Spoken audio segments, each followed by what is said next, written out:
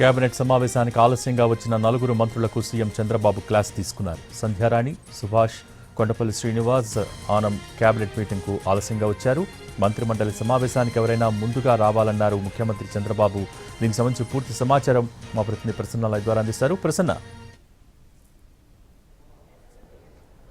Bhogi AP cabinet సమావేశానికి మన మంత్రులు సంధ్యారాణి, ఆనం, సుభాష్, కొండపల్లి శ్రీనివాస్ ఆలస్యంగా వచ్చారు. అయితే నిన్న హెచ్ఓడి సమావేశానికి కూడా సీఎం చంద్రబాబు ఇదే అంశాన్ని ప్రధానంగా చెప్పారు. తాను ఒక 5 నిమిషాలు లేటుగా వచ్చినా కూడా సారీ చెప్పాను. మంత్రులు కూడా కేబినెట్ సమావేశానికి వచ్చినప్పుడు టైంకి రావాలంటే ఇప్పుడు ఇదివరకు 11 గంటలకి మొదలయ్యే కేబినెట్ ఇప్పుడు 10:30కే మొదలవుతున్న పరిస్థితి. ఎజెండా అంశాలు కొంచెం ఎక్కువ ఉన్నప్పుడు కానీ లేకపోతే రెగ్యులర్గా టైం 10:30ని చేసిన షెడ్యూల్ కూడా 10:30 అనే వస్తుంది. కేబినెట్ సమావేశానికి మంత్రులు సమయానికి హాజరు కావాలి. ఒకరిద్దరు లేటుగా వచ్చినా కూడా పరిస్థితి తప్పుడు సంకేతాలు వెళ్లే అవకాశం ఉంటుంది. కాబట్టి ఈ విషయం మీద ప్రధానంగా అందరూ దృష్టి పెట్టాలని ఒక ఇండికేషన్ ప్రధానంగా ఈ కేబినెట్ సమావేశంలో ఇచ్చారు. ఎందుకంటే గత కొన్ని సందర్భాల్లో మనం చూస్తూ ఉన్నాం, మంత్రులకు సంబంధించి శాఖాపరంగా జాగ్రత్తలు తీసుకునే విషయం కావచ్చు, లేకపోతే నివేదికలకు సంబంధించి కావచ్చు, శాఖల మీద ప్రత్యేకంగా దృష్టి పెట్టే విషయంలో కావచ్చు, కొంతమంది మంత్రుల మీద సీఎం రెగ్యులర్గా అసంతృప్తి వ్యక్తం చేస్తున్న పరిస్థితి అయితే మనకు కనిపిస్తూ ఉంది. నిన్నటి సమావేశంలో కూడా కేంద్రం అందజేస్తున్న పథకాలను సక్రమంగా ఉపయోగించుకోవాలి,